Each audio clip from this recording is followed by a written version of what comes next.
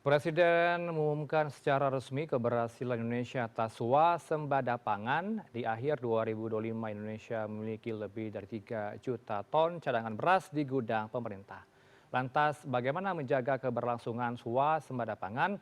Kita langsung bahas pada sore ini. Sudah bergabung dari luar studio bersama Bang Fikri C. Permana, ekonom senior KB Valburi Sekuritas. Selamat sore, Bang Fikri. Apa kabar Anda? Selamat sore Mas Rano, apa Mungkin kabar? tadi sehat alhamdulillah. Tadi mungkin Anda sempat mendengarkan ya statement tadi Pak Prabowo kurang dari 1 menit durasinya. Bisa Anda komentari dulu statement tadi? Ya tentunya kita sangat bersyukur ya, Hmm. setelah hampir 40 tahun kita akhirnya swasembada pangan, swasembada beras, dan juga ini lebih cepat dari yang diperkirakan. Hmm. Kita mungkin memperkirakan 4 tahun ke depan baru akan swasembada, tapi ternyata di 2025 tentunya hal yang ya kita harus mengucap syukur ya Mhm. karena hal tersebut. Bagaimana kemudian menjaga keberlangsungan swasembada pangan ini ke depan? Ya, banyak hal juga sih sebenarnya yang harus kita lakukan ya. Kalau Hmm. secara keseluruhan mungkin kita harus lihat dari global food security kita. Ya. Di tahun 2022 dikeluarkan global food security, nilai kita masih di angka 60,2 atau di peringkat ke-63 dari 113 negara. Saya Hmm. pikir ini menunjukkan bahwa sebenarnya masih banyak PR di kita. Oke. Tapi hal lain yang juga perlu kita lihat adalah dalam RPJMN sudah dicanangkan bahwa kita setidaknya bisa mencapai level angka 70 sampai 75 Oke. di 2 sampai 5 tahun ke depan. Saya pikir ini yang Hmm. juga harus kita lakukan bersama-sama ya untuk Hmm. mendorong tidak hanya swasembada beras tapi juga pangan-pangan lainnya tentunya. Ya, Presiden mengklaim stok beras nasional juga berada dalam level tertinggi dalam sejarah yang diperkirakan mencapai angka lebih dari 3 juta ton. Tapi selama ini bagaimana Anda melihatnya ke belakang? Kalau saya sih melihat ini Hmm. ini merupakan hal yang bisa didorong karena ada ekstensifikasi dan juga intensifikasi yang dilakukan. Oke. Kita tentunya juga sangat mengapresiasi apa yang dilakukan oleh Menteri Pertanian kita, Pak Amran, Hmm. dengan mendorong adanya ekstensifikasi, menambah jumlah lahan yang akan ditanam. Di samping itu juga yang tidak kalah penting adalah distribusi pupuk yang juga lebih baik sekarang. Oke. Hal lain yang juga perlu Mhm. dilihat adalah ada irigasi kita yang juga lebih baik. Saya Hmm. pikir beberapa hal tersebut yang harus kita ya sangat apresiasi di tahun ini sehingga swasembada beras kita bisa terjadi. Pemberdayaan petani bagaimana akan dilakukan ke depannya? Mengingatkan seiring dengan adanya kemajuan teknologi modern, apakah bisa diserap langsung oleh petani, skill petani, bagaimana kemudian untuk meningkatkannya ke depan dari kacamata Anda? Saya pikir ini sudah mulai berjalan ya Mas Ranov ya. Hmm. Ini dalam bentuk intensifikasi khususnya. Ya kita tahu sekarang udah ada knowledge based farming, Ya. ada dorongan terkait dengan penggunaan artificial intelligence, apakah itu deteksi hama, Hmm. apakah itu urban farming, atau mungkin traktor yang jauh lebih baik dibanding sebelumnya.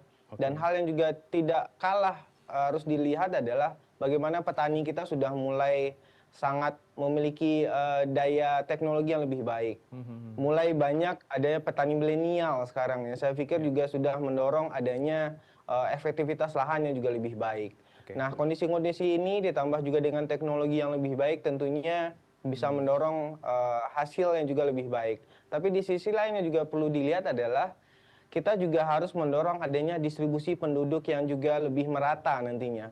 Kita Mhm. tahu mungkin jumlah penduduk kita terbanyak di Jawa Hmm. dan di saat yang sama juga kebutuhan terkait pangan tentunya akan lebih banyak di Jawa. Oke. Alangkah lebih baiknya jika itu lebih tersebar nantinya sehingga kekhawatiran adanya scarcity ataupun mungkin kelangkaan terhadap pangan bisa dikurangi khususnya Hmm. untuk di daerah Jawa, Sumatera dan juga daerah-daerah yang punya penduduk yang sangat padat tentunya, Mas Ranov. Oke, dari pandangan Anda, bagaimana kemudian menguatkan tadi keseimbangan dengan adanya jumlah penduduk yang semakin banyak dengan ketersediaan lahan untuk pertanian?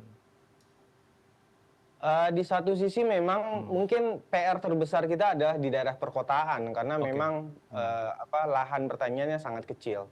Tapi Mhm. di sisi lain kita juga lihat sebenarnya banyak daerah-daerah yang bisa dimanfaatkan untuk pertanian. Hmm.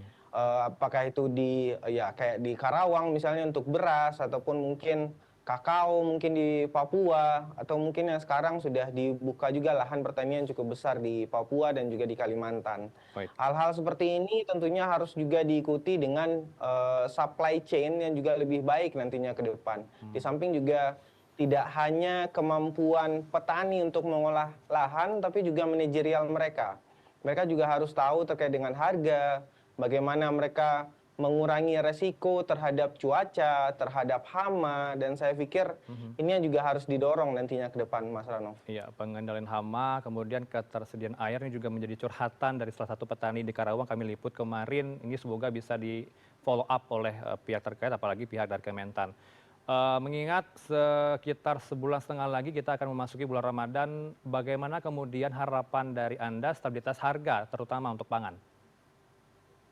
Saya pikir dengan swasembada pangan, dengan Bulog yang sekarang punya cadangan beras 3,1 juta ton, ditambah juga dengan kemungkinan adanya impor dari gula, karena gula merupakan impor pangan terbesar kita saat ini, yang dialokasikan sekitar 1,2 juta ton. Saya harap resiko peningkatan harga dan juga akibat bencana, karena di November dan juga di Desember lalu yang kita lihat juga mendorong inflasi akan lebih rendah di bulan Januari dan Februari serta Maret mendatang, jelang Imlek dan juga jelang puasa dan juga Lebaran tentunya. Tapi di sisi lainnya juga perlu dilihat adalah bagaimana kita mengatur distribusi dari barang-barang tersebut. Ya, kita tahu tentunya ada satu daerah yang surplus, daerah lain yang ternyata defisit. Nah, hal-hal seperti ini juga perlu kita antisipasi juga ke depan, di samping juga sumber daya tentunya.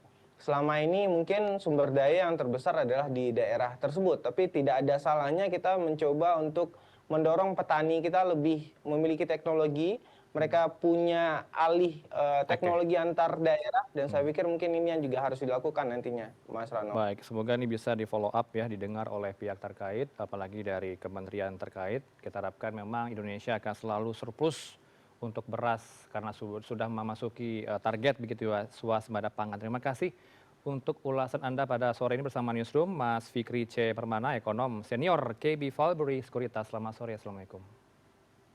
Selamat sore. Waalaikumsalam warahmatullahi wabarakatuh.